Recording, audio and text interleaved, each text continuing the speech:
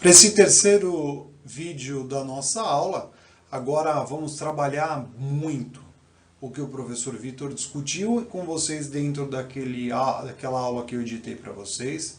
Então, lembre-se, né, uma calculadora científica ou a calculadora financeira. Se vocês tiverem a oportunidade de fazer o download no seu app, na sua Apple Store, né, ou não me recordo o nome lá da Play Store, né, que é da Google, enfim.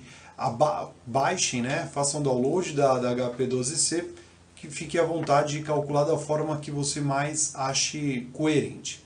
Enfim, o objetivo dessa web aula é verificar o estudo dessa viabilidade de projetos de investimento, né, trabalhar com todos esses cálculos que a gente vai discutir passo a passo. É um pouquinho mais densa este conteúdo, mas não menor ou mais importante que os demais. O estudo sobre viabilidade de projeto, ele tende o quê? A trazer o valor que eu tenho no futuro através de calcular fluxos de caixa futuro. Então eu mensuro quanto eu irei ganhar lá na frente, desconto todo o custo, enfim, o que vai me sobrar efetivamente do meu investimento, para verificar se é possível e se é viável trabalhar com este recurso. Vou trabalhar alguns exemplos com vocês em aula, né, para que fique mais claro, mas é o que? Descontar o que nós iríamos ganhar lá na frente a uma taxa de juros, da qual eu lembro no primeiro vídeo que eu falei que é os juros, é a questão da inflação, a ganho do poder, ganho do dinheiro efetivamente e do risco, né? Então a gente desconta um valor que nós teríamos que ganhar lá na frente para ver quanto ele efetivamente seria hoje. Eu trabalhei lá também quando eu falei assim, é mais fácil ter o passarinho na mão do que dois voando. Essa é a condição que a gente vai trabalhar agora dentro da nossa aula, dentro desses conceitos que a gente vai discutir com vocês. E aí eu tenho algumas citações, né, de autores importantes que trabalham esse tema de forma transversal, não só em marketing, mas em finanças, em administração, em projetos, enfim, em N áreas. E aí nós temos o Samanes, que é um bom livro, eu até indico leitura sobre ele. A orçamentação de capital é o nome dado ao processo de decisão da procura de aquisição de ativos de longo prazo. Lembrando que ativo de longo prazo é aquilo que eu vou receber, vou comprar agora para ter um recebimento lá na frente. Então, esse ativo de longo prazo é aquilo que vai me gerar resultado efetivamente. E aí eu coloco, né, que para avaliar se um projeto é viável, né, através da viabilidade de um projeto de investimento, deve-se estimar esses fluxos de caixa futuro. Isso é tranquilo, né, porque vocês já devem ter identificado. Então, se eu vendo um produto, eu tenho uma margem de lucro líquida de R$4, R$5, eu vou mensurar a quantidade de produtos que eu vou vender, que vocês do marketing estimaram, e vou verificar qual será a minha receita para aquele período ali, mensurando o retorno. Um outro autor que eu gosto muito, que é o Cato, ele coloca, né, que o fluxo de caixa de um projeto representa os fluxos de caixas adicionais. Esse é um grande porém e que vale uma discussão bem intensa para a pós-graduação. Em algumas circunstâncias você fala assim, mas eu tenho que mensurar todo o fluxo de caixa porque eu estou fazendo, a minha empresa está faturando mais. Só que eu tenho que fazer somente sobre a diferença do meu investimento. Então o que eu faço? Se a minha empresa faturava R$50 mil sem o investimento que eu fiz, e hoje ela fatura R$65 mil, eu tenho que mensurar se o meu investimento foi viável através do que? Dos R$15 mil, que é a diferença de quanto eu faturava para o quanto eu faturo agora. Então eu preciso trabalhar sobre esse range, e essa é a informação que eu preciso estar muito claro muito direto para mim. Eu não posso trabalhar na viabilidade do meu projeto de 65 mil. Eu tenho que trabalhar na viabilidade do meu projeto através de 15 mil, que é essa diferença. Os principais componentes que a gente entende como fluxo de caixa, né? Que é o investimento inicial, que é o dispêndio no primeiro momento, que é uma saída de caixa, né, que eu tenho para início do meu projeto, as entradas de caixas operacionais, que é a venda efetiva ou a receita que eu tive sobre aquele investimento, e o valor residual. Até tem um probleminha bem interessante para vocês trabalharem. O valor residual é quando acaba o meu projeto e eu vendo o meu maquinário, ou eu vendo o que me restou. E aí eu me torno como sendo um valor residual do meu projeto. Então, proveniente de uma venda desse ativo velho ou a venda do que sobrou de maquinário. Lapone coloca que cada projeto é aprovado se esse desembolso obter uma expectativa de benefícios futuros. Como eu falei, uma empresa boa é uma empresa que gera benefícios futuros. Não é aquela empresa que acontece de uma característica de ela está bem porque ela tem mantido o seu fluxo de caixa sem alteração. Não. Uma empresa boa para se investir, ou uma empresa que ela tem uma condição superior, é uma empresa que ela vai apresentar benefícios futuros, fluxos de caixa futuro crescentes. Se a empresa estiver estagnada, ela pode tender a ter problemas, porque ela está estagnada. Como eu mencionei, a inflação ela corrói o poder de compra. Se você tiver uma inflação muito alta, obviamente, e manter o seu fluxo de caixa estagnado, obviamente você vai perder condição, competitividade de produto, de oferta, enfim. Para um projeto ser aprovado, não depende somente da geração de lucro, esse é um ponto interessante que eu acabo colocando, e sim o quanto irá gerar de lucro para o investimento aplicado e o risco envolvido perante a duração do projeto. Projetos muito longos tendem a ter um risco maior. Por que disso? Porque a gente não sabe nem o que vai acontecer daqui a 1 ano, 2 anos. Imagine o que vai acontecer na próxima troca de governo federal, o que vai acontecer com o presidente da Câmara. Então, os impactos políticos, ele influencia diretamente na organização. O preço do dólar que nós temos agora é um valor muito alto. Então, as empresas, elas sofrem, elas precisam trabalhar com indicadores. Então, todas as vezes que eu tenho um projeto muito longo, o meu risco da operação é um pouco maior. Se o risco é maior, o que acontece? Eu preciso ter um benefício maior, um benefício futuro maior. E aí, colocando uma taxa de juros muito alta, fica, em algumas circunstâncias, tende a ter um projeto não aprovado por conta dessas condições. E outra, né? A gente, se o projeto ele na escolha, né, entre um projeto longo e um projeto curto, em muitas condições é mais fácil você ter um projeto curto, porque você vai renovar o seu ciclo e aí cabe uma análise de mercado, de setor, enfim, bem da área do que vocês gostam de trabalhar, que é a área do marketing, efetivamente. E aí nós temos algumas formas da gente calcular, né? Nós temos aí o payback, o VPL e o TIR, e aí vamos iniciar o conceito, né, através do payback, que ele projeta o tempo que esse investimento irá retornar para o fluxo de caixa da organização. Então, através desses fluxos de caixa futuro, descontado por uma taxa de juros, eu quero saber o quanto tempo irá retornar o meu investimento. Para vocês que são de marketing, façam uma procura em ofertas de franquias ou dessas startups. Observem o payback que é apresentado. O payback é descontado, porque nós temos dois modelos, o simples e o descontado. O simples, como o próprio nome menciona, ele não trabalha com a taxa de juros exponencial, então ele é muito simples, ele não coloca essa condição. Obrigatoriamente, e falo que nessa condição de obrigação mesmo, nós temos que trabalhar sobre a condição de taxa de payback descontado, tudo bem?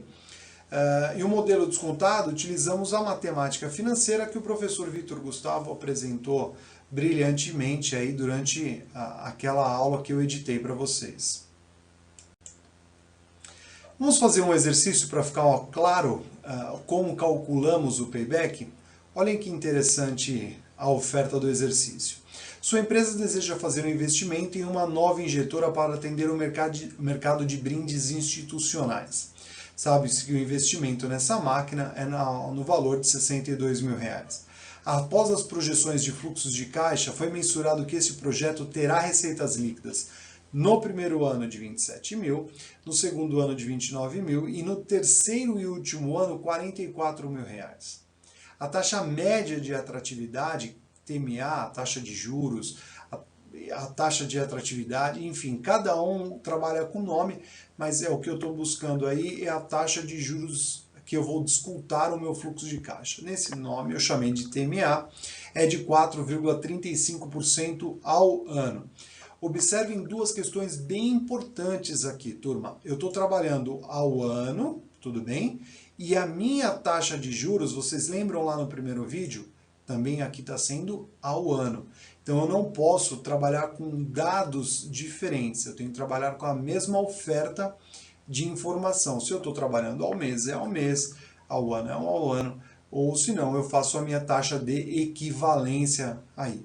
Mas enfim, voltando, eu tenho um valor de desembolso de R$62 mil, eu tenho 3 fluxos de caixa de 27, 29 e 44 mil reais e eu quero saber o payback descontado deste projeto. Olhando aqui, eu tenho um investimento de 62 mil, tudo bem? Vamos ver se eu consigo colocar aqui, 62 mil, e eu tenho 3 fluxos de caixa futuros de 27 no primeiro ano, 29 no segundo e 44 mil aqui no terceiro ano. Tudo bem? Vamos lá aos cálculos da matemática. Olhando aqui, precisamos ajustar os fluxos de caixa futuro. Como que eu faço? Olhando matemática financeira pura. Por isso que eu mencionei sobre o vídeo do professor Vitor. Não, essa aula ele tende a ter a informação básica que o professor Vitor trabalha lá. Então a gente vai ajudar tanto na questão de matemática financeira, obviamente, quanto nessas questões que a gente acaba trabalhando aqui. Olhando o exercício, eu tenho lá o meu FCL, que é o meu fluxo de caixa livre, que no primeiro ano é de 27 mil, tudo bem? E aí eu coloco o 1, que ele é dado do problema, aqui da fórmula, né? 1 mais I elevado a N. Eu coloco a minha taxa de juros de forma decimal, sempre, ever, nunca você pode trocar. Você tem que colocar ela de forma decimal. E o número 1 aqui é o período, aqui como 27 mil é no ano 1, então eu faço pelo ano 1. Como eu trouxe, né, a informação, vocês precisam de uma calculadora financeira ou uma calculadora científica. Uma calculadora, aquelas que não tem o exponencial, você não consegue calcular isso. Então, efetivamente, tem a dificuldade. Pode calcular no Excel, pode calcular abaixando no app uma HP12C, o que vocês quiserem fazer efetivamente. E aí eu tenho o quê? O dinheiro que eu vou receber, 27 mil, daqui a um ano, hoje esse recurso, ele na verdade tem valor, né, de 25.874. Eu irei receber 27 mil, mas recebendo daqui a um ano, trazendo para a data presente, ele me torna como resultado de 25.874,46. Não diferente, o segundo período, eu tenho lá um recebimento de 29 mil reais, tudo bem? Que é o que dado no problema. Continuo com a minha fórmula, colocando aqui, e eu tenho essa condição de segundo período, tá bom? Porque é o segundo mês. segundo ano, perdão.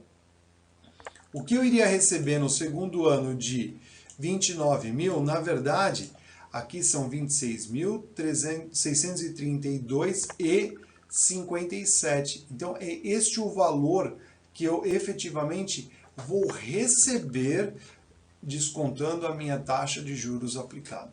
Ok? O terceiro e último período, opa, aqui tem um errinho do professor, ó.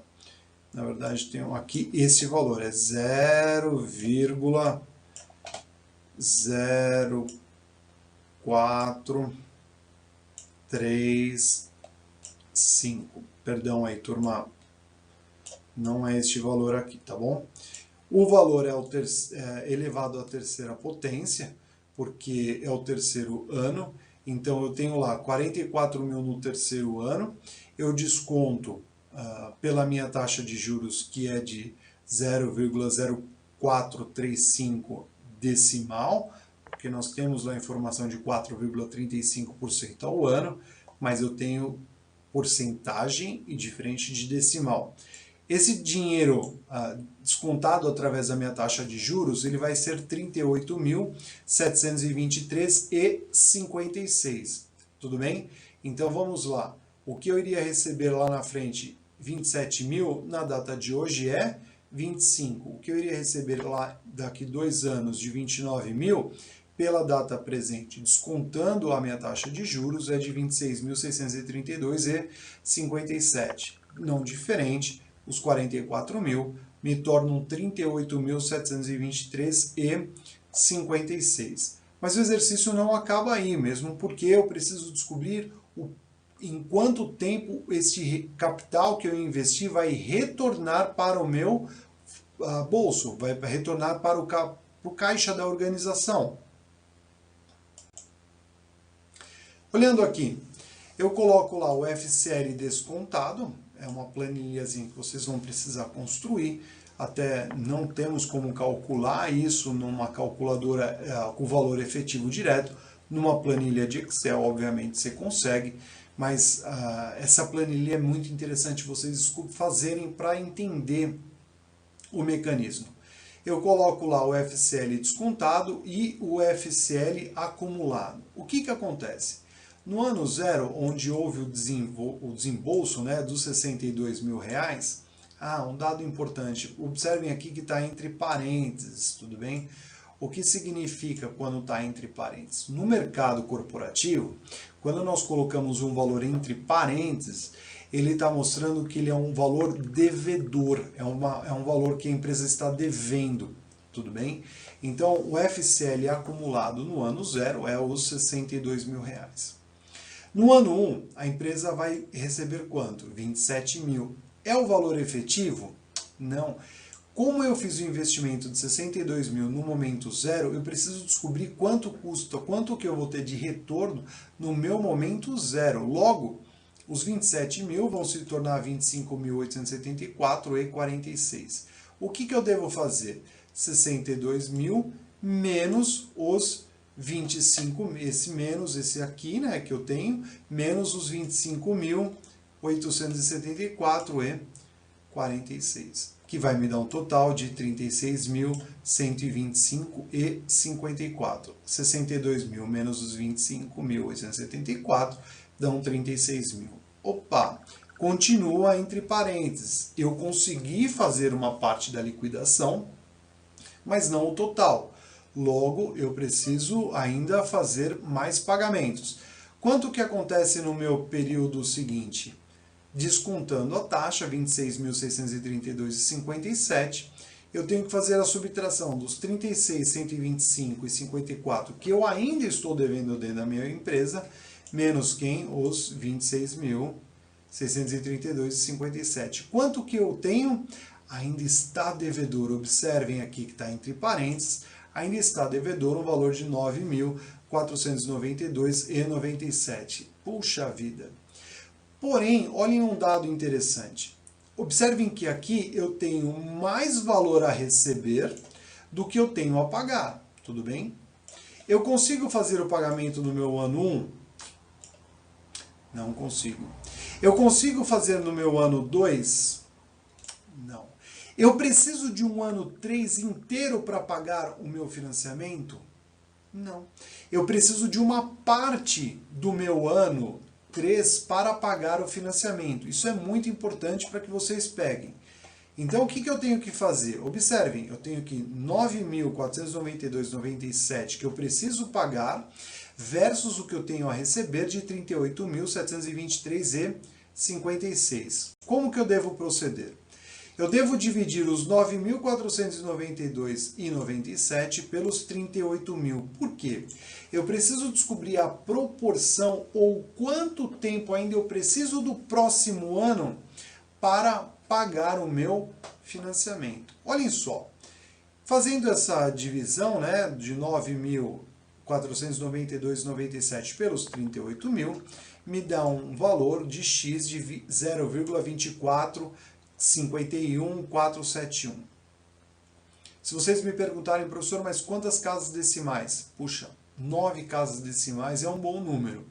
8 ok, 7 ok, mas quanto menos casas decimais vocês utilizarem, menos casas decimais tiverem após a vírgula, mais problemas de resultado efetivo correto vocês terão, porque a gente vai restringindo aí a responsabilidade sobre os dados. Então, o que eu devo fazer? Multiplicar 0,2451 por 12. Por quê? Eu preciso saber quantos meses eu tenho de proporção para pagar no ano 3. Então, observe que fazendo essa multiplicação por 12, eu tenho 2,941 meses. Olha que interessante, este número é inteiro, tudo bem? 2 é um número inteiro, e me sobra 941 meses. Então, eu já sei que eu pago em 2 anos e 2 meses. Observem que sobrou um valor residual aqui de 0, né, tirando 2, 0,941. Quantos dias cabem dentro de um mês? Não cabem 30 dias dentro de um mês? O que eu faço? 0,941 vezes 30, eu encontro 29 dias. Então, o meu projeto ele terá um valor de reembolso, né, de retorno sobre o meu investimento de 2 anos, 2 meses e 29 dias. Esse é o payback descontado deste investimento. Tudo bem? Ufa, fizemos a primeira parte. Agora, vamos aqui fazer sobre o VPL. Nós temos lá o método do valor presente líquido, ele tem por finalidade trazer todos esses fluxos de caixa futuro para uma data zero, tudo bem? Para uma data zero. Para quê? Para eu saber efetivamente quanto me sobra em dinheiro. O payback ele me traz em valores de tempo, quanto tempo esse dinheiro vai me retornar. Já o VPL, ele vai me fazer o quê? Vai me dar a condição da diferença do quanto eu paguei para quanto que vai retornar sobre esse investimento. Esse método traduz que um projeto somente será viável quando os fluxos de caixa futuro apresentarem VPL positivo. Olhem aqui, o que seria esse VPL positivo? É descontar o investimento e eu verificar o quanto que sobrou na minha mão. Coloco o mesmo exercício, tudo bem? O mesmo exercício, só que agora calculando o VPL é bem mais tranquilo, vocês vão verificar. Mas é o mesmo exercício porque eu faço um investimento de 62 mil, tenho fluxos de caixa futuros de 27, 29 e 44 mil e eu quero saber o VPL do projeto. O VPL, de novo, é o valor monetário que sobra na minha mão. A nomenclatura mantém-se, né? Eu tenho que calcular só a única coisa aqui lá que era payback, agora se mantém VPL. É uma diferença muito simples, né? É imperceptível, porque na verdade o que vale é o cálculo. Os valores são iguais, observem aqui, todos os valores são iguais. Só que agora eu devo fazer uma condição de descontar o meu investimento. Então, o que eu devo fazer aqui? Observem, eu devo somar todos os meus fluxos de caixa descontados, tudo bem? Somar todos esses daqui e subtrair pelos 62 mil. Fazendo isso, o que acontece?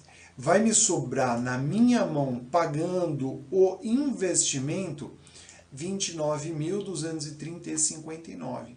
O meu valor presente líquido, ele é de R$ 29.230,59. Por quê? Eu somei todos os fluxos de caixa descontados e subtraí pelo meu investimento. Fazendo isso, encontrei o meu VPL de 29.230,59. Muito gostoso, né? A gente vai construindo a decisão. Primeiro eu descobri que são 2 anos, 2 meses e 29 dias. Bom dado. Agora eu descubro que pagando todo o investimento, ainda me sobrou na minha mão R$ 29.230,59. Mas o exercício não acaba aí. Nós temos que fazer o quê? Ainda calcular a condição de taxa de retorno, que é o IRR, né? Ou a TIR, taxa interna de retorno para ela. Ah, mas puxa, esqueci de mencionar sobre HP12C. Perdão. E aí, lembrando, né? Para o VPL é possível calcular na HP12C, peço novamente desculpas, né? Deveria ter até lembrado aqui, mas para calcular na HP12C, FFIN e FREG, tudo bem, eu limpo os registros financeiros e os registros gerais. 62.000, o CHS, como vocês viram na aula do professor Vitor, eu inverto o sinal. O G é para assinalar as teclas azuis, né? E o CF0 é para entender qual é o valor de entrada, o valor de zero aí do meu recurso, que é o pagamento dele. 25.000 GCFJ, 29.000 GCFJ, 44.000 GCFJ. Para a HP12C, eu tenho o quê? A minha taxa de juros ela tem que ser expressa em percentual. Por favor, quem estiver utilizando a HP12C, lembre-se que a HP12C eu preciso calcular isso em percentual. Aperto a minha tecla FNPV, Net Present Value. Eu apertando a FNPV, eu descubro que o meu VPL é 29.230,59. Tudo bem? Da mesma forma que a gente calculou na mão. É que pela HP12C é muito simples, é muito rápido o cálculo dela, né? A diferença chega a ser gritante. Eu tinha lá para a TIR o mesmo exercício, né? Eu coloco que a TIR representa a taxa interna de retorno, que ela iguala em um único momento os fluxos de caixa. Aquilo que passou foram os exercícios que a gente vai calcular até na nossa interação, tudo bem, turma? É a taxa que reproduz um VPL igual a zero. O que eu faço? Calcular na mão uma TIR é possível? É. Só que é muito difícil. Então o que a gente faz? Tem que usar uma HP12C ou uma planilha em Excel, uma planilha eletrônica para calcular.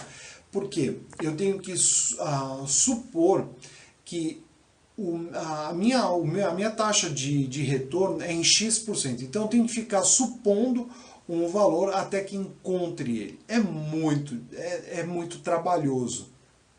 A HP12C ela faz isso com a mão nas costas, é muito fácil. Mas para a gente calcular na mão tem certa dificuldade. E aí ele fala, né, que o método da TIR permite que os executivos financeiros, né, para analisar o seu retorno do projeto de investimento em termos percentuais. Calculamos o VPL que ele nos dá em valor monetário, o payback que ele nos dá em tempo e a TIR que ele nos mostra o quê? Em valores percentuais. Então essa é a diferença entre cada uma das suas variáveis aí para a atividade do projeto. Aqui utilizamos o mesmo valor, né? Mesmo exemplo, 62.000 de investimento, 27.000 no primeiro ano, 29 no segundo, 44 no terceiro. Eu preciso da minha taxa? Não preciso. Por quê? Eu vou supor todos os meus valores desta forma. Usando a HP12C, né, como eu tinha falado, FFIN e FREG, 62 CHS GCF0, o CHS para inverter o sinal, o G para acionar a tecla azul e o CF0 que é um valor inicial, um valor de entrada nele. E aí eu coloco todos os meus valores e aperto a minha tecla FIRR. Aí eu vou encontrar que a minha taxa interna de retorno será de 25,69. Por favor, turma, na planilha Excel você também calcula, você consegue fazer. O mercado requer essa informação. Então é importante que vocês pratiquem de uma forma ou de outra, ou pela HP12C, ou pela uma planilha eletrônica, mas que vocês calculem, que vocês entendam o que estão fazendo para que lá na frente vocês consigam discutir de igual para igual, né, com um gestor financeiro quando estiver questionando o marketing.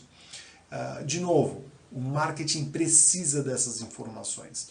O marketing tem que saber discutir com o profissional de finanças para que o profissional de finanças dê a falar assim, opa, peraí, não, é assim, o projeto tem que ser aprovado e conversar ali tete a tete para resolver o grande impasse que é a aprovação, né, de uma nova linha de produção ou um investimento em marketing, enfim, o que vem a fazer aí é importante esse dado. Finalizamos o nosso terceiro vídeo, um vídeo mais longo também, né, igual ao primeiro, mas é importante, não menos diferente. E vamos para o quarto vídeo, um vídeo bem curto, porque nós vamos trabalhar o ROI muito mais na nossa aula de interação. Vamos lá para o quarto vídeo.